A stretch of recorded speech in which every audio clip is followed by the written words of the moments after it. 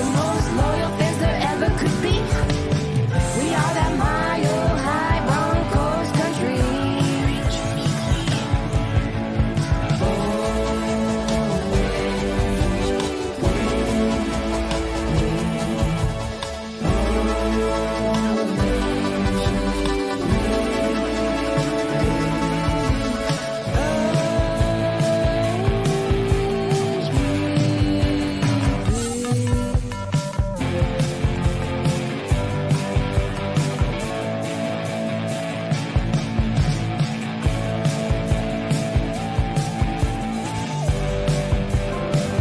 The Denver Broncos select Orange Weekly, fans, brews, and Broncos news. What is going on, Broncos country? Welcome to another edition of Bourbon Broncos No BS. My name is Kev Dan. I got Spotty here with me tonight, guys. Broncos are 0-2, but that's okay. We're gonna get through this tonight. We're gonna have some fun, have some laughs along the way, because if we don't, I'm gonna cry. And did enough of that Sunday night drive home from the game, halftime and on. Pretty much just stream of tears coming down the face, Spotty. I don't know, man. It was rough. Yeah, man, we were talking earlier about my Vegas trip last week and how I was feeling old and hungover. And then I kind of sit back and I'm like, we've been having a Super Bowl hangover for quite a while now. So there's actually nothing worse than that. For sure. Hey, guys, welcome to the show. Start posting your comments and questions. We're going to start talking about the Broncos here in a minute. Sean, how you doing? I want to get some shout-outs out of here first. So first off, did some digging through the numbers, Spotty. Hired a data guy. His name's Steven. I don't know. I was going to say Adam. But, Adam seems like a data guy kind of name. Adam's our data guy here at Orange at Bourbon Broncos and OBS, and we had him start looking through the numbers.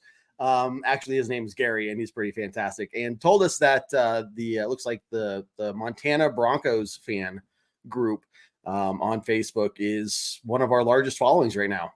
Checking us out pretty consistently. So for all of our fans up in Montana, checking us out pretty consistently, thank you very much. Appreciate that. Going to do some more shout outs for fans, throughout these shows.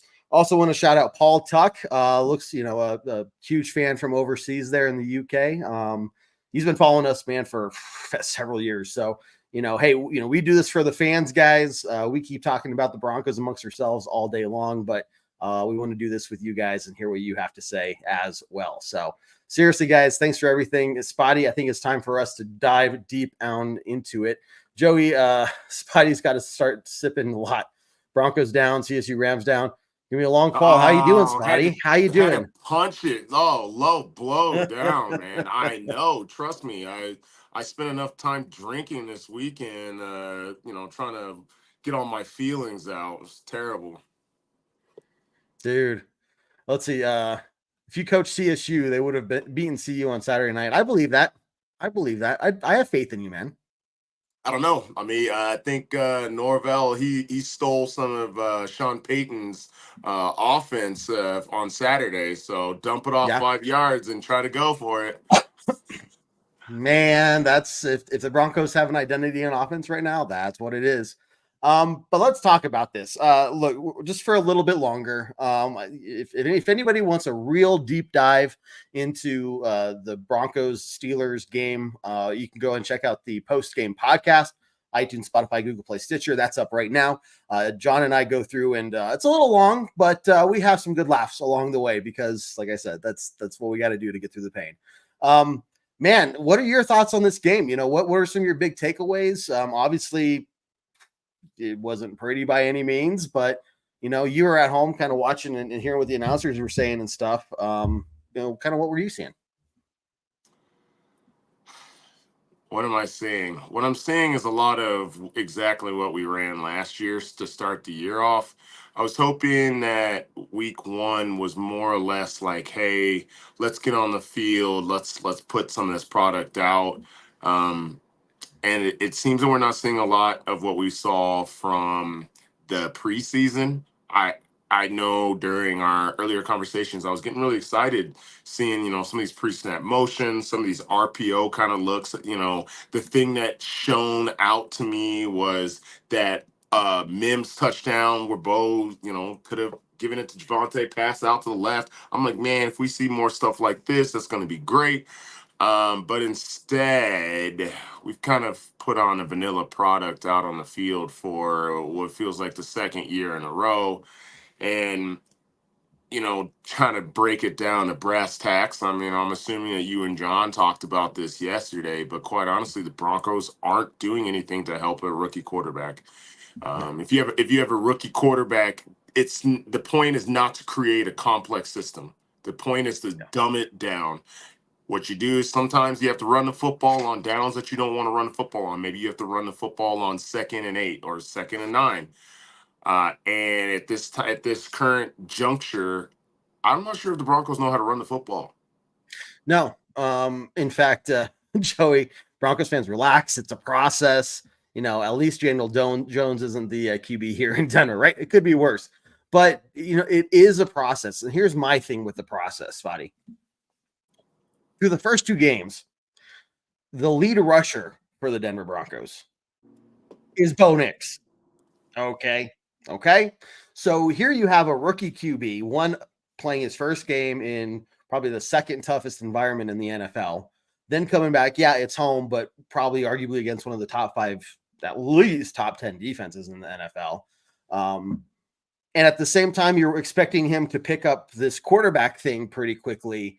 He's also the one getting your team the most rush yards, which isn't a lot. And that says a lot about how bad the run game is. So how can you expect this guy to really get his head on straight and start focusing on things if there's zero run game, there's zero support there? And it's not just the running backs. The offensive line is just getting demolished on Sunday. I mean, from every direction. It wasn't just TJ Watt. It's crazy. 2.5 and 2.1. What are those two numbers? It's the average yards a carry for Javonte and Jaleel McLaughlin. 2.5 and 2.1. That's not going to do it. That doesn't do it in college. That doesn't do it in high school.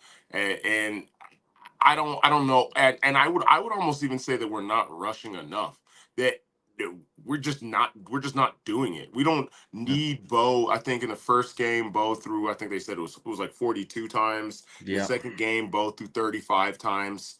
There's that stat out there where it was said, I think it's when rookie quarterbacks throw for 32 plus times, their wins, it's like 1 in 30 or something like that. Like if you have a rookie quarterback who's thrown more than 32 times, the odds of winning the game are not good. I'm not sure what's necessary to get a run game. We sure as heck are putting a lot of money into our offensive line right now to do something, to do better, and it's not going to help out now that one of the more higher paid guys is going to be out for the next couple of weeks as well with McGlinchey. At least So I'm just what I you guys all know and I stress is that yes, we can calm down and we know it's a process, but you know what? Also, we gave up a first-round draft pick for Sean Payton, and he is supposed to be an offensive genius. So Yeah. I'm not supposed to stress. Well, our offensive genius looks like an old man calling old man plays. We will get into a Sean because I want to hear. I want to give you the floor, Spotty. Okay, I want you to just let her rip. Go off. I just want to hear it, and we're gonna get like 5 sound bites from it for videos tomorrow. Let me get some of these comments really quickly from Facebook. Travis posted earlier today. Bo needs time to get up to the speed of the NFL, and he's staying poised despite not much help around him. Believe in him, give him time, Broncos country. And this is what I'm right there with you. And go down here. Joey makes a really good point. I didn't even think about going back and looking at this. He said, no, actually it was, Joey right here. Sean Payton with Breeze took 3 or 4 years for them to kind of get on the same page and start looking good. So you got to wonder, like, is that similar? Drew Brees wasn't a rookie, but here's what I liken it to. You look back to last year, right? First 5 weeks, horrendous, right? And then we see Sean Payton make those adjustments. I think he made them begrudgingly. I think it was like okay, fine, I'll give in. And I think that's kind of what's probably going to happen here. Whether that's the case or not, I think once you get 4 or 5 weeks worth of tape, I wouldn't be surprised if you start seeing some of those adjustments week 5. I mean, just historically, Sean Payton in September is not that strong. It's the other 3 quarters of the season where he really, gets those wins and no less than a 7-game or 7-win season for him. So I don't know, man. I think let's do it. Open up to you, Spotty. Thoughts on Sean Payton? Here's the thing. Those comments about Drew Brees and it took him a couple of years, that was 10 years ago. We are currently in a different NFL where the number one overall draft pick who has 17 starts underneath his belt with 2 wins is benched. They gave up draft picks. We're talking about Bryce Young for anybody who doesn't realize that the number 1 overall draft pick from last year is now a second-string quarterback to Andy Dalton. We do not get that time anymore. We really don't. But don't get me wrong. Like, I understand. Like, you remember now too that the Broncos have a newer ownership that didn't necessarily have all the hands in and picking Sean Payton either. Okay, so what they just paid a whole bunch of money for this team. You think they're just going to sit around? In this NFL, we throw around quarterbacks just like they're nothing. Okay, and Sean Payton put all of his eggs in his basket with Bo Nix. I'm not really blaming Bo Nix whatsoever. What I'm saying is we were hoping for the Broncos, to do similar to what the Texans did to C.J. Stroud, and right now it seems more like what the Panthers are doing to Bryce Young. Okay, we traded away all of the weapons that he had, or didn't pay them, or didn't bring them back, in the hopes that maybe people step up and do something. We've seen that the offense, it needs to be a catch and run kind of offense, and we don't have speed on the field, or at least the speed that we thought we had is just underdeveloped right now.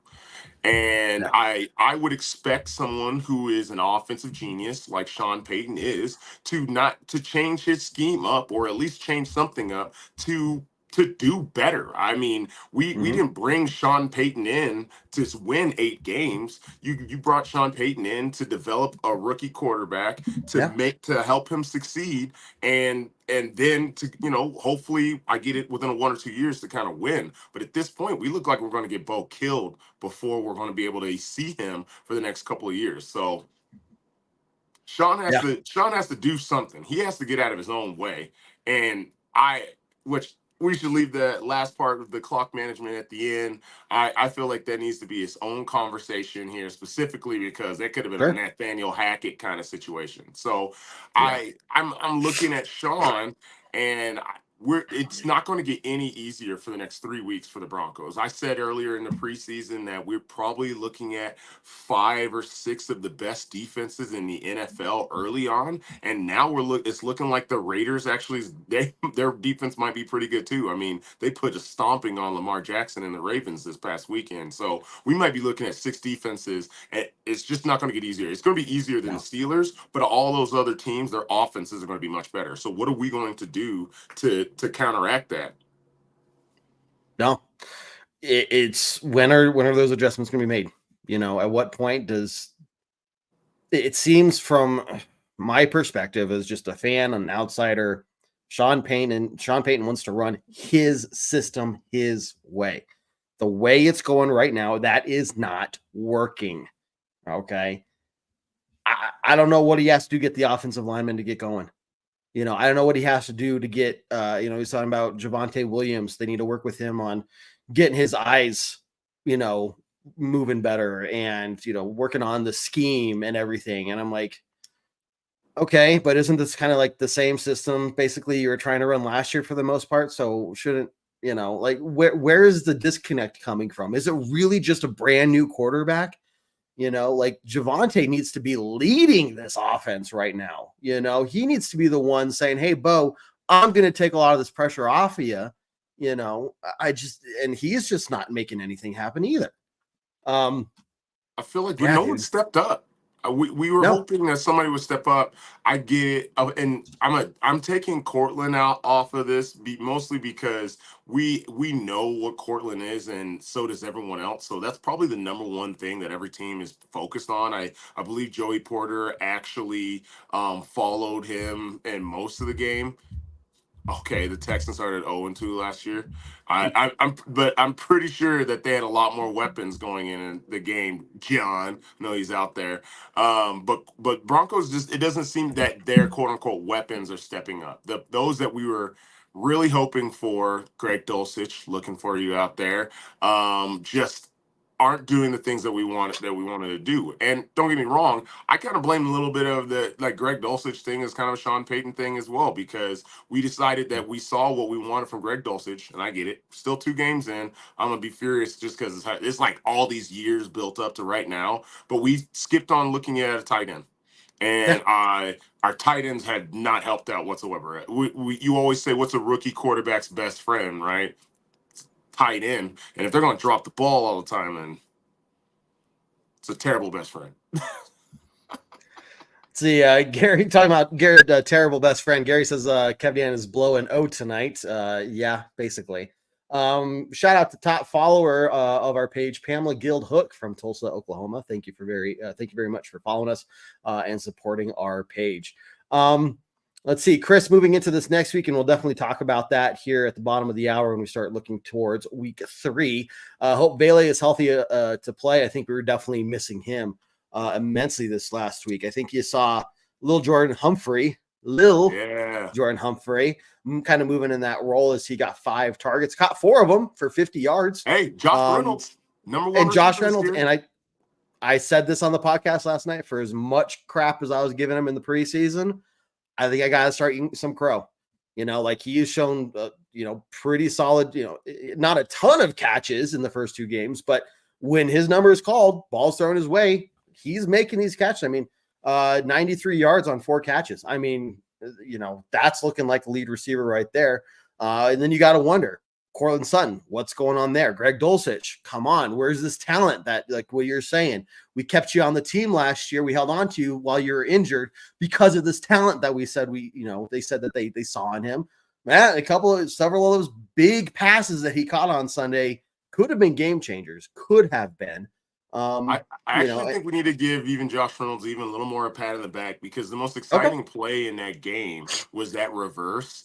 And Bo actually, even though it was a powerful throw, it was also not a very good throw. So he actually had to cut the route short and get up in the air to get it. Otherwise, it's a chance it could also get intercepted. So those 2, because there are 2 Steelers right there. Yep. Yeah. So, hey, Reynolds, I'm gonna give him all the credit in the world on that one. He recognized what was going on around him, and he might even see it. Bo kind of threw it off his back foot. So, hey, Josh Reynolds, give you a lot of props for that catch.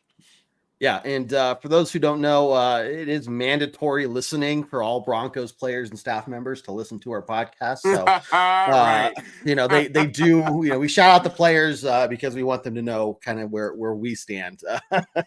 Anyway, that's kind of what I tell myself to help myself fall asleep at night. Hey, Tyler Beatty, right? Beatty. Beatty. Man, what the 1 carry he had, 16 yards, and you want to talk about the closest thing that looked like year 1 Javonte that I've seen, not only this year, but last year. That run, I mean, he was trucking, he got plenty of yards after contact. Poor guy only got 1 touch. We just need more of it. I think we need to start experimenting more with some explosiveness on the field. So, yeah. And maybe somebody smarter than me needs to tell me what's going on with Marvin Mims. I was going to say, somebody smarter than me. We try to scheme a couple of plays to him, and we just can't get the ball to him. I think he's got 1 catch for 8 yards. Right. I don't know anyone who would want Marvin Mims right now. What's the trade value? What would you get for Marvin Mims? A 7th? a conditional seventh, like The catch is he's still is only his second year, right? yeah, And so okay, maybe a sixth.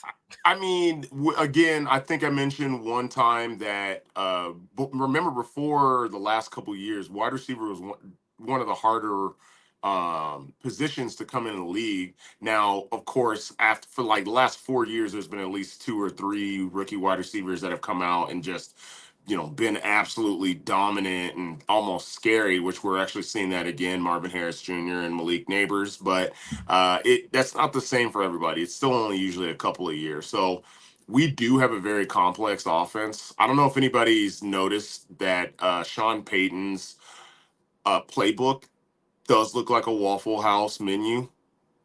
Better yet, maybe Yeah. not even Waffle House. I'm gonna go ahead and say it's like the Cheesecake Factory menu. You know how you got like 80 different things on that items and they're from 40 different countries? Yeah. Andy Reid So knows it well. Yeah. yeah. Oh yeah. But hey, Andy Reid has made it work out for him. So Yep. maybe if we could get it to work out, I'm fine with it. I'm fine with it. But it For sure. sounds I don't know if anybody's heard what Sean Payton play sounds like when it comes out, but it is Yeah. crazy. Look up that video. There's a video out there of Sean Payton play call and try to imagine. Okay, how many plays would you say is maybe in that playbook? 120. 100? Yeah, 100 some. You got to remember that phrase for all, each one of those little bits in that phrase means something different. The quarterback has to remember, to pass it on correctly. It's, man, like, why? Like I get some of those, but it almost seems to me like, why is there not like a base package call and then modifiers on top of that? So halfback run left, X whatever, X post something, so it's like 3 times quicker, but is this, I don't know enough about play calling and everything other than Sean Payton has some really long play calls. I don't remember if it was Schlereth or who I was reading this morning, but they're saying that's also one of the when we talk about simplify the offense, that's one of the things that could possibly simplify, and mostly is because when Bo gets up there and he has all those there's a bunch of protections and routes that are in the sentence. When you try to come up and then you try to maybe audible out of a play, it's almost just as complicated. And they're not saying Bo is not smart. A lot of people said, gave him the fact that he's a very smart guy, but still, when it's overly complicated and you're 2 games in, it just makes it difficult. Like I get the idea that you're saying that, hey, maybe we'll wait a couple of games before we make some kind of adjustments, but it. I don't know if waiting 4 or 5 games to make those adjustments is really going to be beneficial. No, to me, if you wait a quarter of the season in, you're digging yourself in the hole. And what did Sean Payton talk about at the beginning of the year? He said before week 1, we cannot allow ourselves to dig ourselves into a hole and come up with a slow start. We saw what it did to us last year. Well, here we are 0-2, man. And what's the problem? Yards? What's the problem? Oh, 9 for 100 something yards, 120. That sounds mildly familiar. Like, yeah, that sounds like a team coached by Hackett. Yeah, some of those, a couple of those were like, really, but you're still getting 9 penalties for 124 yards. Yes, the Steelers got 10, but only 78 yards. So you're looking at 2 of those, I think, were major pass interference that moved the ball down the field big time for the Steelers there. Really quickly, guys, really quickly, Spotty, I want to get a shout out here. Roy Osborne, sir, how are you doing? First time watcher of the show. Thanks for tuning in. Glad to see you here, man. Everyone else, post comments, questions in the chat. Want to hear from you guys. Victor says, I was at the game. It's hard to watch, man. I was at the game too. Victor, tell me if you agree with me. The loudest the Broncos fans were all game was when Mr. Russell Wilson walked on the field for the coin toss. Those boos were so loud, I could not hear what the coin, like what the Steelers selected and what the coin landed on because the boos were so loud. From then on, it was pretty much 50-50 until the end of the game, in which case the Broncos fans started getting pretty quiet. So, Victor, tell me if you agree with that. Since we're doing kudos again, another kudos. Here's a player we should give kudos to. Riley Dixon. Riley I'm Dixon pretty sure he has more yards. Yeah. Yeah, that's not a good stat. I did you send that to me today? Somebody else sent that to me. That hurts my I saw it feelings. yesterday. I think. More, yeah. Riley Dixon has more punting yards than the Broncos offense has yards total. So there's that It's for you. things like that that make me steamed a little more. But you know what? If Riley has been pinning them down in like the 5. Yeah. So Yeah. you know what? Special teams have been killing it. Yeah, hey, there's one facet right there specifically that I think is probably the MVP so far because a lot in that game the Steelers had to drive. Yeah, for sure. But it's crazy to see the special teams where it is now compared to 2 years ago. Oh yeah. Even 3 years ago. I mean, when it was like worst in the league special teams. Like you want to talk about a turnaround, these guys have turned it around. So I got to give coach or props to the coaching staff for that. Providing the players for special teams, coaching them up, great stuff. Defense. Wow. For considering how much they are on the field, there are things they need to clean up. I think tackling needs to improve, one of them, right? Penalties, we need to get a little cleaner. I think maybe refs are starting to look at us a little more like, okay, these guys are being penalized a lot, kind of their hands already on the flag, basically. But defense, again, like Vance Joseph, you got to give him props. But how often do you see a team that has two really good, sides of the football, and then the third function of football or whatever is just so bad that you still can't win, even though you hold the opposing team to 13 points? Two things about the defense. One, I thought we were absolutely screwed. I can't remember if it was the second or third drive by the Steelers, but they went down and they were on the field for eight minutes. The defense was on the field for 8 minutes, Yeah. and that's earlier on in the game. When you're on a drive like that, it kicks your butt. And then the Broncos offense came out 3 and out, put the defense right back on the field, and they held firm.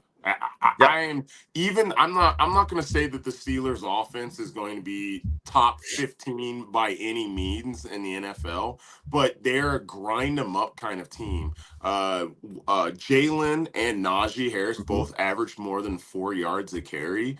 And if I were to tell you that, you would think that the Broncos lost by 30 points, but they didn't. So they even know that, 4 yards a carry, and I think that Fields was like 3.4. I actually was really worried about that. But 117 total yards passing from him. I'm really surprised with the way that the defense is holding up right now.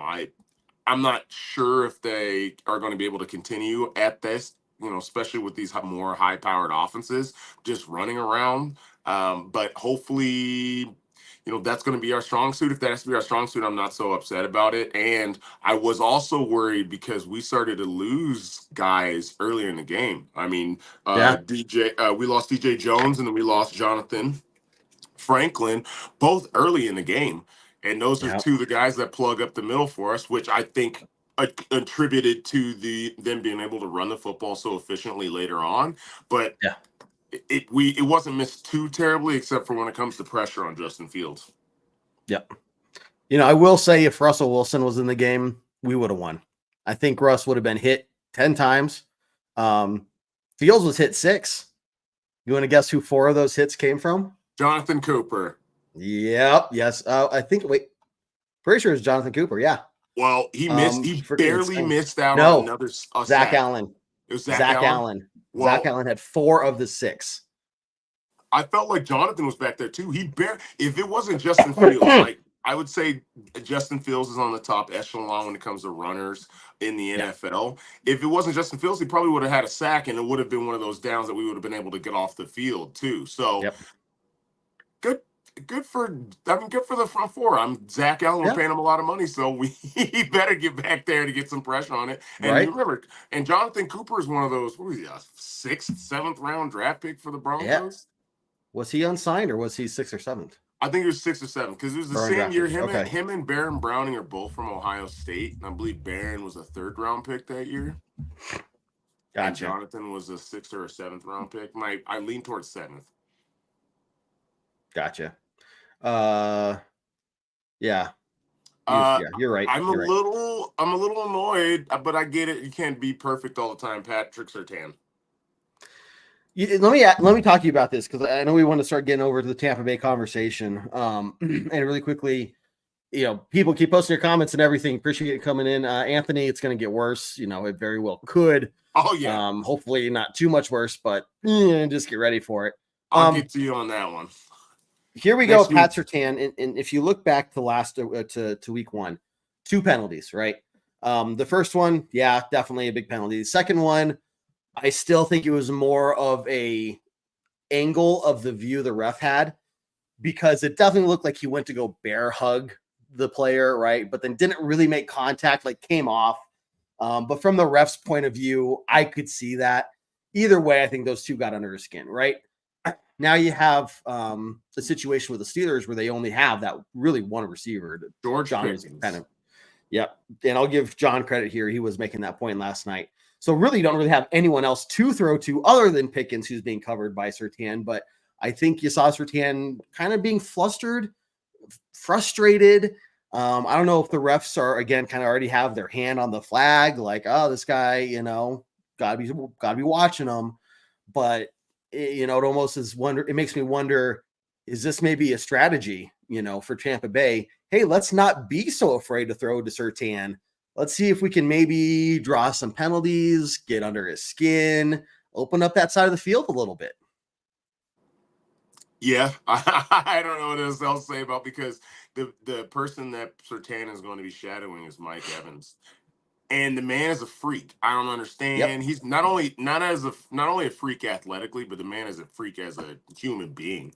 I mean, he's like 6'4", 6'5", 225, and he's had 1,000 yards receiving in the NFL every year that he's been in the NFL. They're not afraid to throw to Mike Evans. So that is very much, I'm going to go ahead and tell you, Mike Evans is way more physical than George Pickens is. That's not George Pickens' game. PS2's got to figure it out, man. I think he can't. Don't get me wrong. I'm not trying to take anything away from him. I think he's just as good as advertised. Exactly. But he's got to figure it out fast, right? Because that could very quickly become a liability. It's part of the defense is just knowing that side of the field is locked down. Just knowing, right? If that starts to become a question mark and showing some cracks, well, that's not good. Right. Let's see. Here's a question. Is Mike Evans a bigger test than Metcalf? Oh man, John. Of course he would ask that kind of question. It's a good question. I'm going to say yes. And the reason being is that I actually believe, and who's ever going to thought this would be the conversation. It's not specifically because of the physicality of the wide receiver, but the person who's throwing. It's all about the person who's throwing the football. The way that Baker Mayfield has been playing the last 2 years, it's better than Geno Smith has been playing in his whole life. So you get somebody who's got Metcalf's, I wouldn't say speed. I'd say just he actually uses his body more, Evans, and he's got someone who can put it on him. That's what makes him more difficult. Yeah. I think if we can get into the backfield, and you know what, let's just do this, guys. Hey, it is halfway through the show. We are officially past week 2. Steelers game is in the book, so we are looking to week 3 against Tampa Bay. Do not expect us to get 70 points put up against us.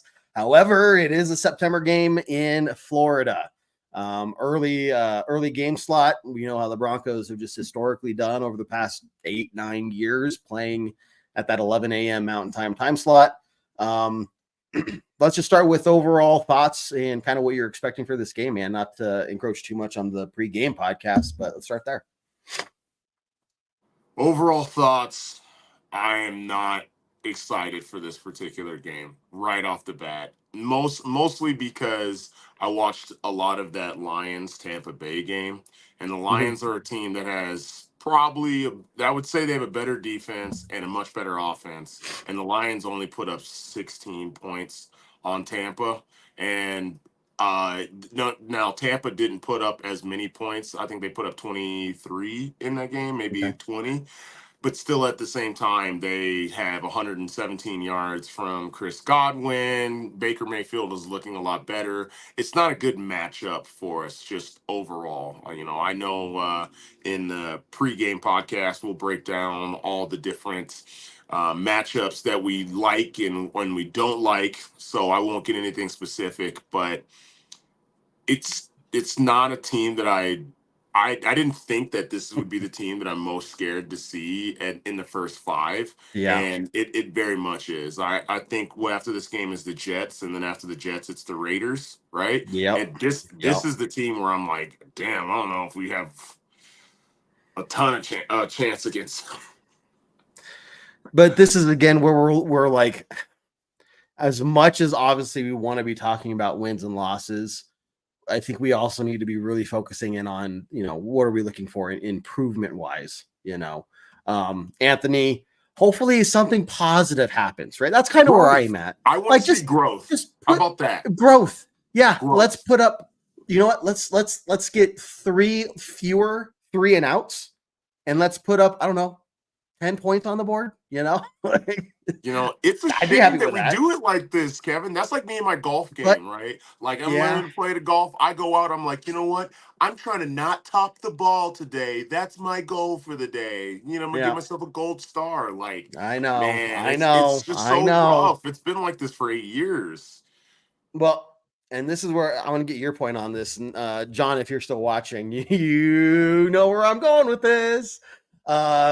I have some strong feelings that I think Broncos country has some misplaced anger, and totally get the frustration with where we're at. Totally get the frustration with Sean Payton. We definitely need to talk about that some more in terms of coming up in this next week's game. And whose comment was it? Victor had a good question there. I think there still needs to be a lot more maybe public outcry of some variety towards the Pat Bowlen Trust, Joe Ellis, John Elway, because this process should have started 6 to 7 years ago. They put us through 6 to 7 extra years of we're just a couple players away from getting back to the Super Bowl. And every year's, we had freaking butt fumble as our quarterback for half of a second, and we thought we were still so good that we could make it with freaking Mark Sanchez back there, So, I get it. This process sucks. Rebuilding sucks. But why did we not do this 6 years ago? Obviously we probably wouldn't have players like Surtain and stuff like that. You never know how that works out, but it's just like we could have been so far ahead. And the other part of that is each year that they just continue to push this, retool kind of an idea. It just kept undermining the Broncos foundation, the everything that is the Broncos more and more, just demoralizing everything, the whole building. Right. So I don't know. I'm going to stop there because, John said I went on a little too long of a rant about it last night, but I don't know. Any thoughts? My only thought about it is, and we already know historically, I'm glad they don't really talk about it as much. There's never been such a fall off for an organization after you win a Super Bowl. The Broncos now every year are setting the record for missed playoffs after winning the Super Bowl. So a lot of times you think that your Super Bowl window is supposed to be open for so long, right? It's supposed to be, hey, it's usually probably 4 or 5 years unless you're the Chiefs, and it's going to be the rest of my freaking life. But you'd expect your Super Bowl window to last a couple of years, so you think that you can make a couple of plays. Like if I bring back most of these players, then it will continue on. And I think we were guilty of being overconfident in what we had already built. We brought in a lot of free agents, older free agents, that is, to supplement the team. And we thought that, of course, that we were the smartest people in the room with our draft picks. Turns out we weren't. Surprise. So I kind of understand maybe the confidence in that a little bit. Am I frustrated about this? Yeah, 100%, because this is year 1 of the rebuild. Not even that. We're not even fully, we're 2 games into a rebuild. And if Peyton has this way, I think it was Joey said, we're probably 2 more years out from being truly competitive. But Yeah. all at the same time, we know, and again, I'm gonna go back to the Bryce Young situation. You have Yep. to know real quick if this Bo Nix is the guy or not, because Mhm. at this point, one of my buddies who's a Steelers fan, I didn't get him on the show because he's just too mean all the time. Because just like all Steelers fans, he thinks that teams like the Broncos should draft a quarterback every year, He's one of those. He's one of right? those. But it's like at this point in the last 8 years, I'm like, it might have worked out, right? Like, No, we have a foolproof plan, Spotty. It's shown in Broncos history. It doesn't matter what we do. What we need to do is just wait for the Colts to draft a quarterback, and then we do everything in our power to go get him Is as Anthony soon as Richardson our next possible. quarterback? Anthony Richardson's the Broncos' next quarterback. I'm just saying they drafted him, right? If they Maybe we drafted get Andrew him, Luck out of retirement. we've tried. I don't know how many rumors I've heard of like Broncos have tried, and I think that was the thought behind it. Like, hey, we're 2 for 2 on this plan. We are 0 for 85 attempts on this other plan. I think we got to go back and try this again. So He's having too maybe much it's fun interesting. he's having too much fun being a Civil War reenactment person. So. Oh, right, exactly. Yeah, Andrew likes him, but look, it's interesting. I really quickly, I don't want this comment to go on too much longer. Lucas, how you doing, man? Bucks fan, welcome to the show. Yeah, we gave you Shaq Barrett. That did happen, and you know the worst part about that situation, we kept Shane Ray. Yeah, we did. Kept Shane Ray and gave him Shaq, but it's fine. You're welcome. He's got You're a Super welcome, Bowl yeah. win. He's also CSU Rammy. Everybody, Oh, very nice, very nice. And speaking of college stuff, what we got to do get the plant behind you in an NIL deal. The fiance would enjoy that, I bet. For sure. Victor, we don't have the mile advantage any longer. It was our bigger advantage. Victor, I'm going to say Steelers fans travel incredibly well. Yeah, I was going to ask, how was the stadium? Well. How was the stadium at that game? It was, and I kind of based it off of noise level and the towels, because there were orange towels as well that they gave out that day to everybody. When I saw the towels, it was about 55% Broncos, 45% Steelers. I really couldn't tell any difference between the number of orange flags waving than yellow flags. Crowd noise, I would say it was maybe just a little louder when the Broncos defense was on the field than when the Steelers defense was on the field. Okay. So it looks, Steelers fans, they just travel really well. Now, the people I met, they were all really nice. They were just cheering on their team, no different than I would if the Broncos had been winning, right? Yeah, they travel well. I think there was also maybe some excitement after they saw what happened in Atlanta in week 1, the way they took over that stadium. So I think they maybe have a little extra push there to try to do that in Denver. Didn't quite get there.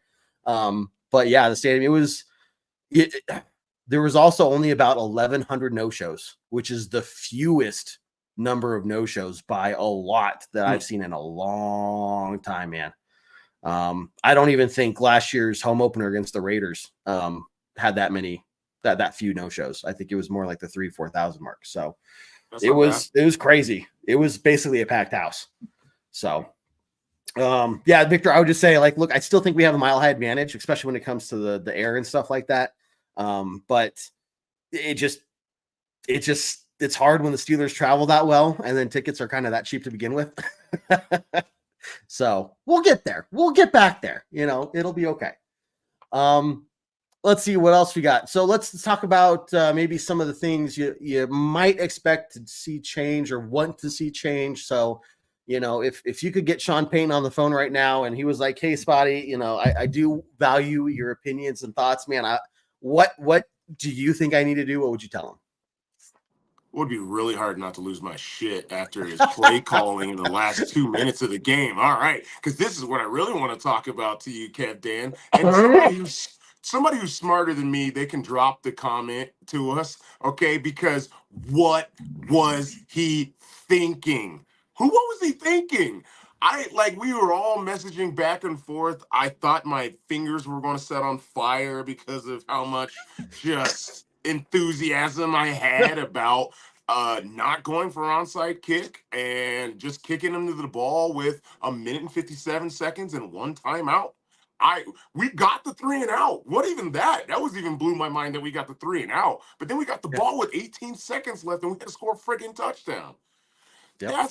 That's the stuff that was not supposed to happen with Sean Payton. That might actually be why I'm most upset. I won't even lie to you. Maybe everything else is kind of like the whole point of moving away from Nathaniel Hackett was because Bronco fans were yelling at him when the play clock was coming down and he was having a lot of clock issues. They're like, it's fine. We have Sean Payton now. We won't see that again. And the man who decides to take a risk on a Super Bowl after a halftime to kick an onside kick is going to swallow his playbook to freaking not do it. Somebody tell me, maybe I'm just dumb. Maybe there's some kind of X's and O's analytical thing. They're like, well, maybe it's only 25.7% of chance to get the onside kick. It's funny you talk about experts, and we actually have one on deck right now. I'm going to bring him up. John, our analytics expert here at Bourbon Broncos No BS. John, what do you think about that statement? Yeah, no, it's fine. Okay, that was enough from John. Everyone, thanks for I'm glad we heard from him. It was his insights are always just so meaningful, man. He's back. Okay. Hey, John. Got him. Yeah, that was good. That was good. I was about to tell Spotty how wrong he is. You're not. You can continue. You're not seeing the bigger picture, my man. You're not seeing the bigger picture. This is a long play. This is the long play. We don't want to, potentially get a win here and get the hype going in Broncos country. Why would we want the win, Spotty? We're not trying to win games here. What are you thinking? Yeah, that's what I'm thinking. Maybe it is a long con. Maybe Sean Payton's like, actually, guys, we don't want to win the game because we want a higher draft pick next year. Yeah. Oh, man. Don't even start this. Don't even start this. Let's not start talking about draft picks in week 3. Games. How pissed off is Vance Joseph right now? He's trying to win games. I'm not sure if Sean Payton's trying to win games. Okay. Vance Joseph probably over there like, new job. I did so much better than him, and I got fired. He almost got fired last year. All of Broncos country went on fire last year. Yeah, man, we love Vance Joseph. I never said that. Yeah. Oh, Gail. Yeah. I think we might have some archives somewhere. We might need to start digging through. I don't know. I'm pretty sure the vein was on my neck after the Miami game. So, Vance Joseph, I'm sorry. I'm sorry. I know you're watching out there.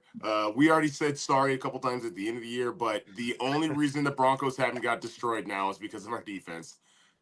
It's 100% true. 13 points. 13 points, and we're non-competitive in a game. That's ridiculous. Yeah.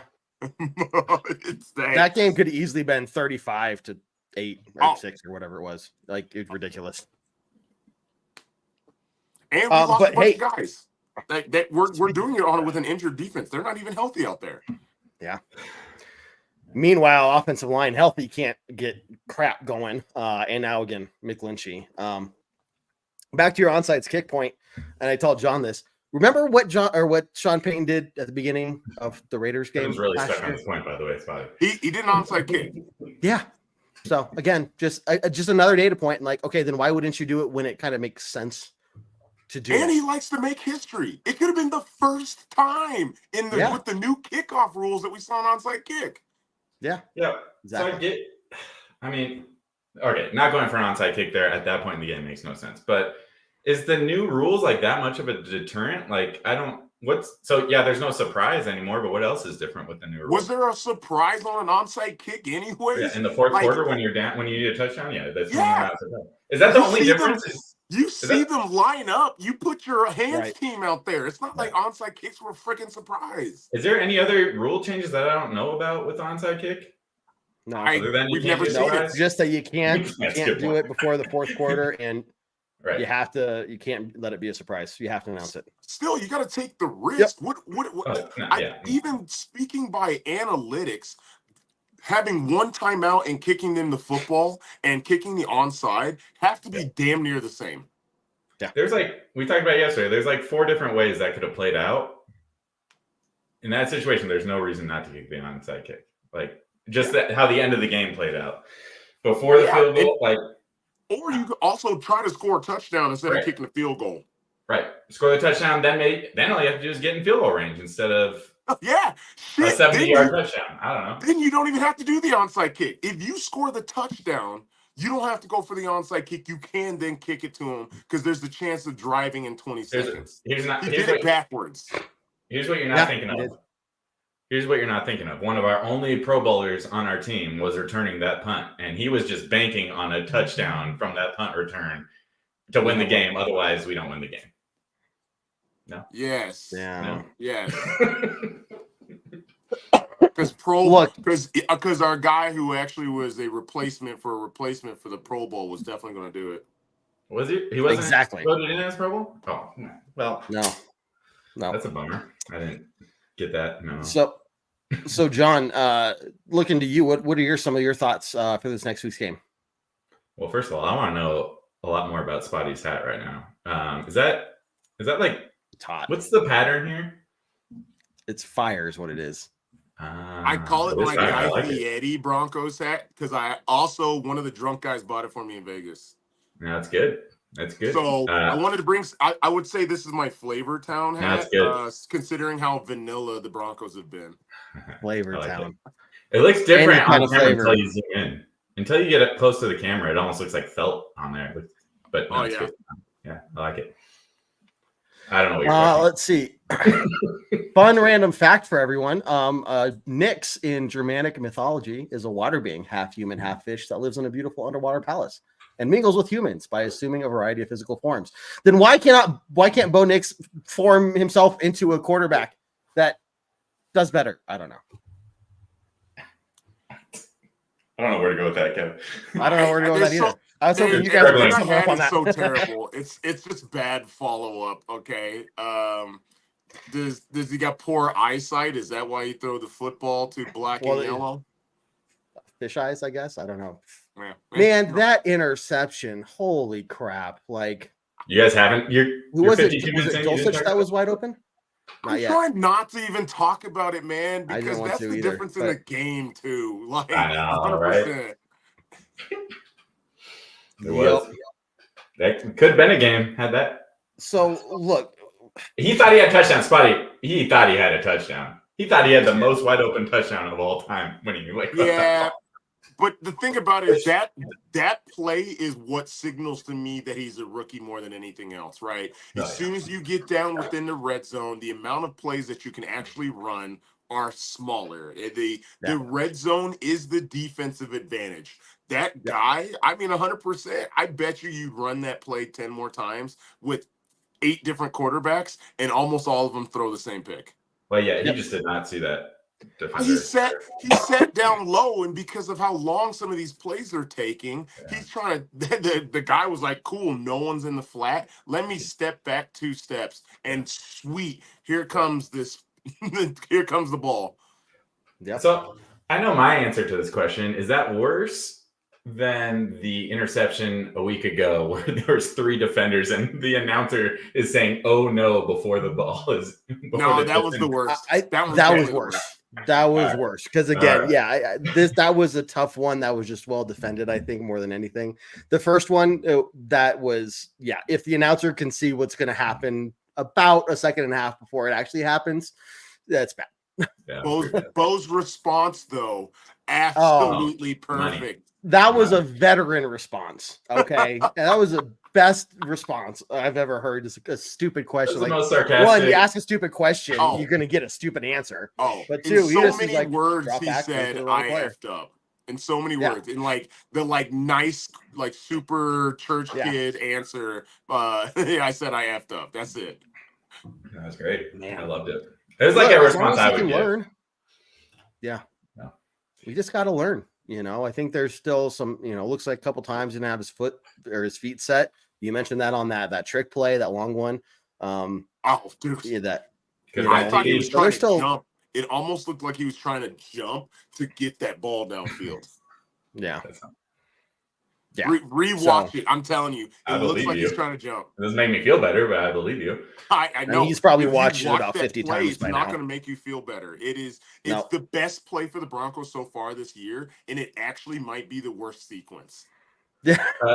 Spotty, How would you compare Anthony Richardson's arm strength to Bo Nix's?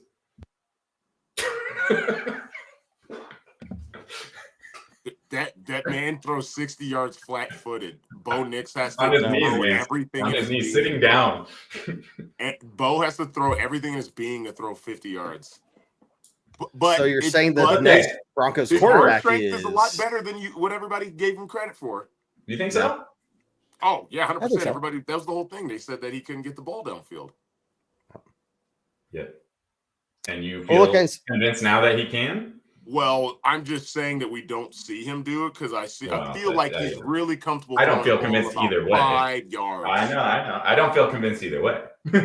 Like I don't. Well, feel if like I could he see can't it do more, that'd be great. But of course, Right. that means that we'd have to get open and or catch the football. Yeah, but that means we'd have to use more than 10% of the offensive playbook. That's insane. You can't do that. That is insane. How would you handle it? How would we ever know? We would never know. I brought a level of sarcasm to this show. How about this? Someone else should do the play calling. Oh, big change. Wait, maybe. so you're firing Peyton right now?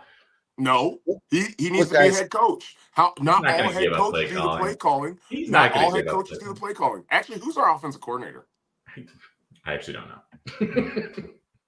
Kevin will look it up first. But Hackett, like this is like the Hackett thing, right? Like he had to give up play calling because everyone gave up on him. Like we're gonna do that to Sean Payton now. He gave up the play calling, and like Pat Shermer was our offensive coordinator. All right, right. Well, when they were practicing incompletions, and it was Hackett. I mean, I'm just saying the head coach doesn't always have to do the play calling. Matt Sirianni, everybody can say whatever they want about Philadelphia. Sirianni does zero play calling. Is he offensive or defensive minded? I don't actually don't offense. Know. He's offense. Okay. Yeah. That's weird. You don't see that for offensive minded head coaches. Mm-mm. Sean McVay, like we'll see. He actually turns the head coaching job to somebody else, and he just does the offense. Yeah. Right. Yeah. Exactly. That's more. Yeah. Well, guys, looks like we're about that time. Really quickly before we get into some closing thoughts, Victor. Yeah. Look, let's stay optimistic.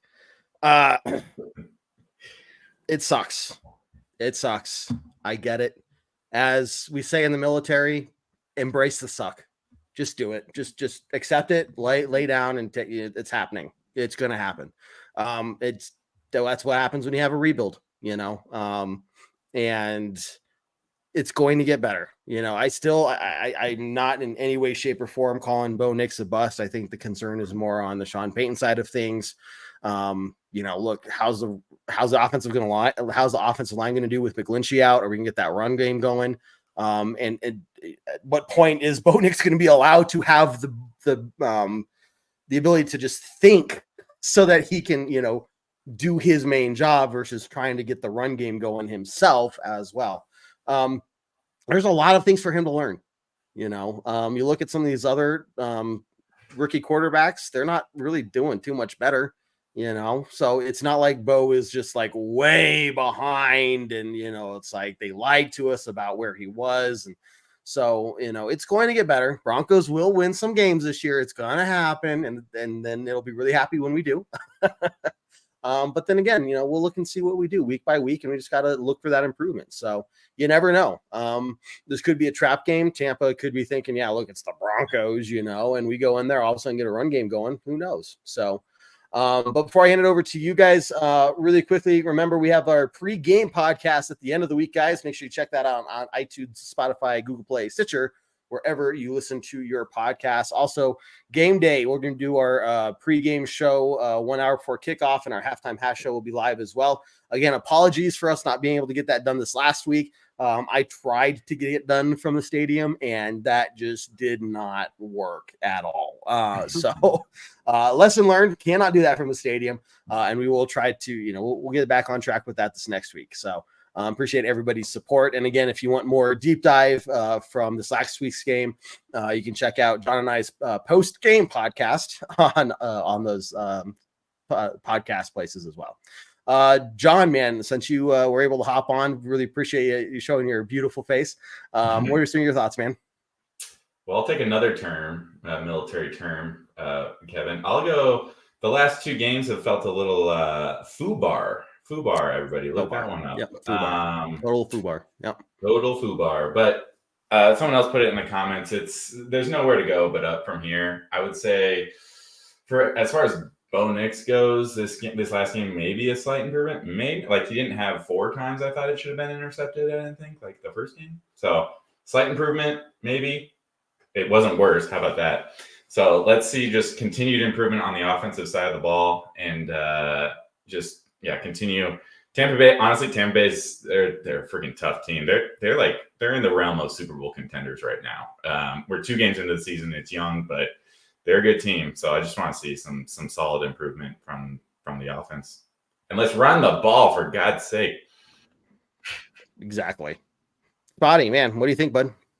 Well, since everybody's giving silver lining, I guess I'll give some silver lining. Okay, most of my you can't end negatives, buddy. That's why I learned long ago. Well, as we all know, most of my feelings and emotions currently spilling over from 8 years. So, one of the silver linings that I'd like to say, even John, you kind of touched on. I even say that last interception by Bo Nix, you could probably even take that one off. That's last into the game, trying to hurl the football down the field kind of situation. But statistically, so far, offenses in the NFL aren't doing well. There are the least amount of touchdowns in the first 2 weeks since I think 2001. There's only unless you're the Saints.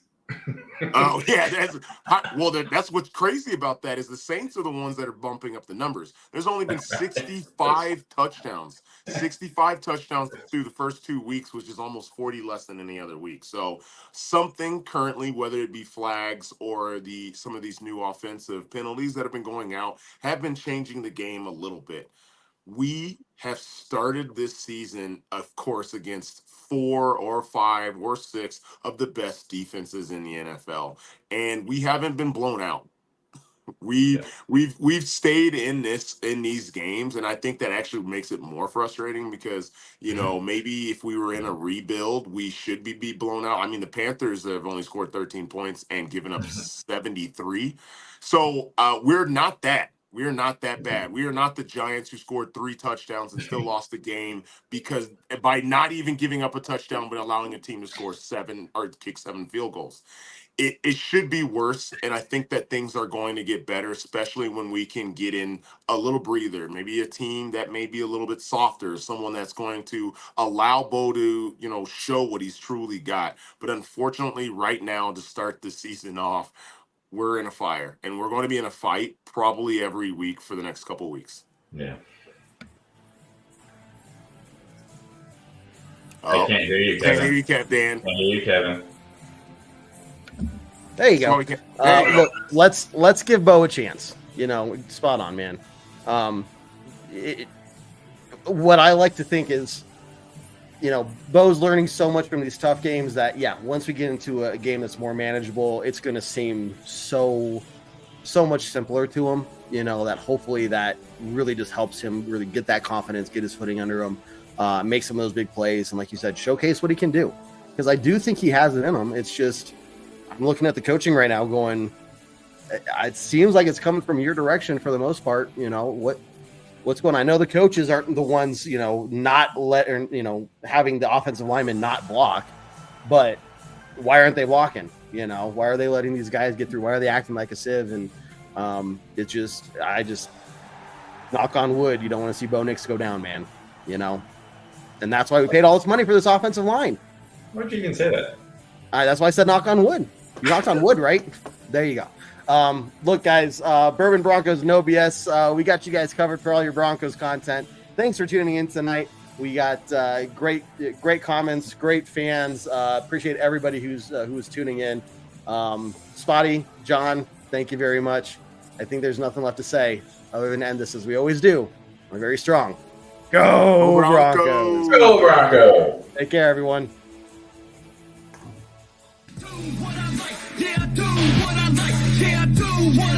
Sipping goose, sip is right, and I go with the flow. Yeah, I go with the flow. Yeah, I go with the flow. Cause I know I'm the show. In the zone, here I go.